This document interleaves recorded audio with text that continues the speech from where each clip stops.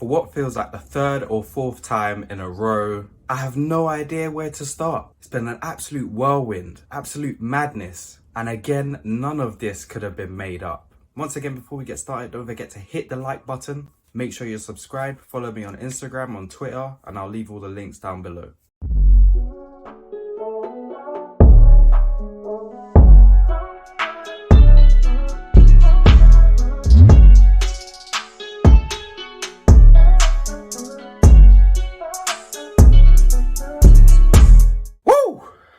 Now, let's get started with quali, of course. And I'm going to keep it brief because I want to get into the race. I won't lie, I predicted Hamilton to get pole position, which meant Max would be in second and maybe Bottas third. Just, going by what practice had shown us. Wasn't I wrong, because it was Max who took pole position and Lewis ended up in second.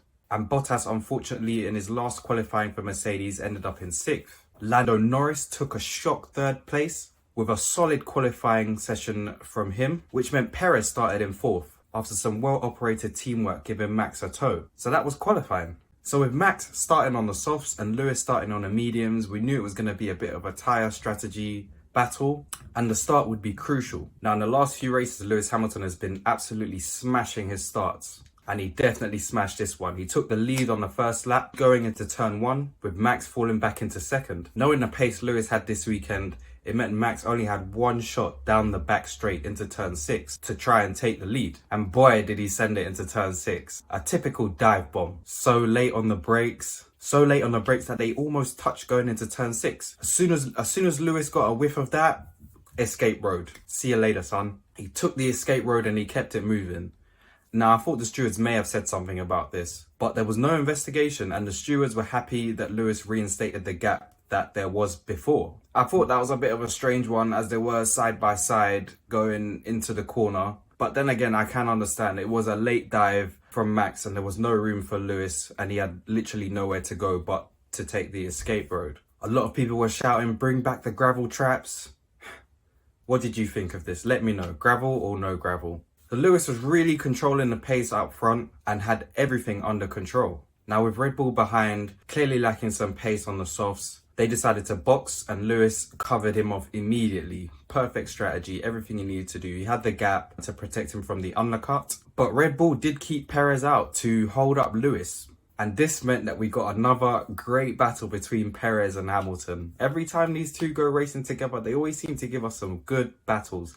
Nice, clean, hard racing, nothing dangerous, nothing over the limit. Exactly what you want to see from two drivers at the top of their game. Perez had held Lewis up so much that by the time he had got past, Verstappen was only about 2 seconds behind. Hamilton, though, was so much quicker and opened up the gap once again. Red Bull would need to try a 2-stop and hope Mercedes would only go for the 1. Now, some might say it was a bit of a boring race after the Perez battle, until Giovinazzi broke down, causing a virtual safety car. And with this, Red Bull took the chance to stop Max once again, and then try and go after Hamilton. A strategy we had seen before with Hamilton in Barcelona and with Verstappen in France. Could he actually do this? A cheap pit stop under the VSC meant the gap was only 17 seconds with 20 laps to go. Hamilton, a master in tyre management, was using all his skill and knowledge, and the gap wasn't coming down quick enough, unfortunately, for Max. Once again, these two out in first and second, and Perez, who was in third, was 41 seconds off the lead. Such was these guys' pace. Now, there was a train of traffic that both had to get through. Once Lewis had done this, the gap opened up a bit more, and it looked like Lewis was going to, secure his 8th championship. That is until lap 54, when Latifi crashed his Williams, causing a safety car. Hamilton stayed out, whereas both Red Bulls took the opportunity to pit and go onto the soft tyre, both losing no track position. Such was the gap in front. Now, for sure, had Lewis pitted, the Red Bulls would have stayed out for track position. The situation isn't great for Lewis, and he could definitely feel something wasn't right. You could hear his radio messages, and if the race restarted, he would be a sitting duck because Max Verstappen behind him was on fresh, soft tyres.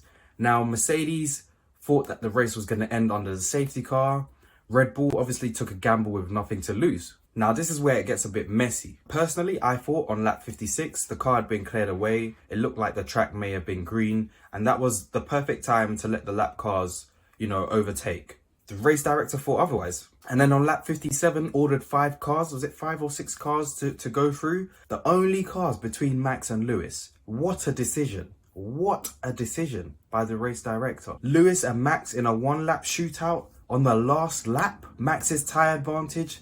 There could only be one thing happening here. And that was one of the craziest last laps to a Grand Prix I have ever seen. With Max overtaking Lewis into turn 5 and holding on for the win of the race and the World Championship. Wow. Now let's be honest. The race direction was a big mess. Lapped cars should have overtaken on lap 56, which would mean another lap on the safety car on lap 57, and then a 1-lap shootout.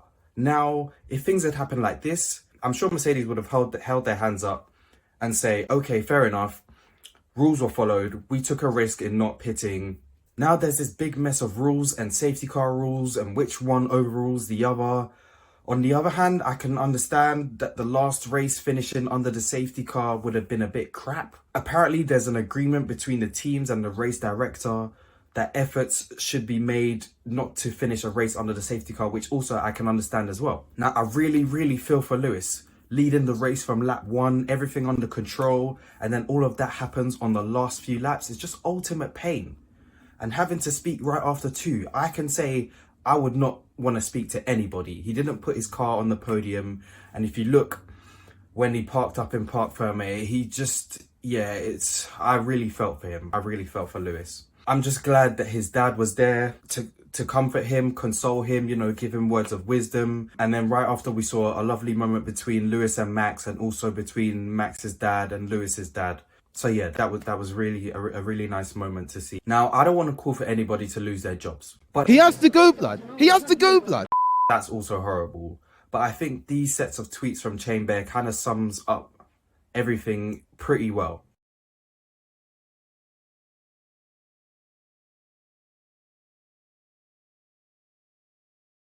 I think I speak for every Formula 1 fan when I say the race direction hasn't been the same since the passing of Charlie Whiting, and a lot is going to need clarifying over the off-season. Now, for the rest of the drivers, I haven't forgotten. Carlos Sainz had a fantastic weekend, brought it home in 3rd, taking the final podium place after Perez had to retire with an engine issue. This meant he finished P5, ahead of Norris, ahead of Leclerc, ahead of Ricciardo in his 1st season for Ferrari. What a season he has had. It was also a great weekend for Tsunoda. He finished a career best P4 after sending it down the inside against Bottas on the last lap as well. Gasly finished P5, one of the best finishes for AlphaTauri this season as a team. A really strong finish to the end of the season for the team. Bottas finished in 6th, and Norris, who suffered a puncture, unfortunately finished in 7th.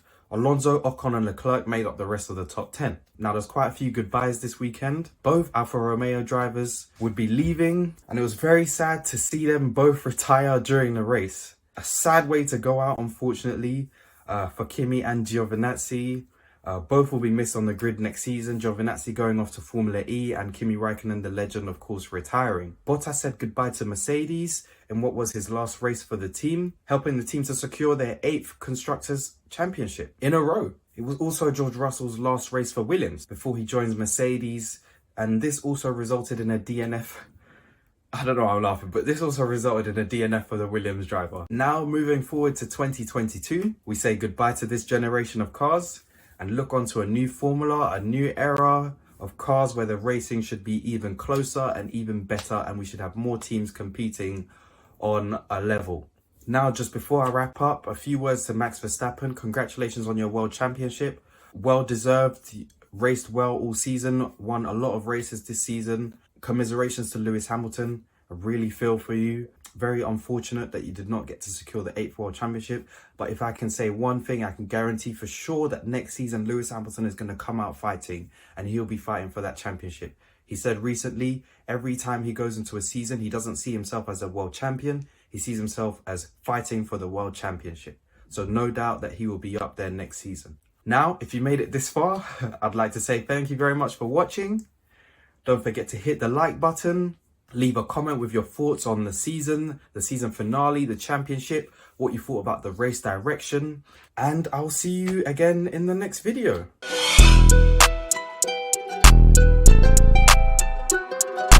Masi Production.